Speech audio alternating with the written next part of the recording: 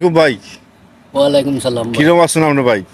আসি ভাই দুইটা লাগান বেশ সুবিধা নাই। বর্তমানে যে দেশের অবস্থা ভালোভাবে তো যে স্বৈরাচার শেখ হাসিনা বিতাড়িত হওয়ার পর দেশের পরিস্থিতি কি শেখ হাসিনা স্বৈরাচার ছিল না এই ভালো ছিল নাকি এই বৈষম্য বিরোধী আন্দোলন করার পরে যে সরকার হয়েছে সত্য এই কথা, সরকার ভালো না স্বৈরাচার ভালো ছিল? সত্য কথা মাতলেন ভাই, হুম দইরে লিবাইয়া নাইলে তো সত্য কথা তো সকলেও চিনে মারত। ভাই আপনি সত্য কথাই কই নাম নেই দেখি আপনার।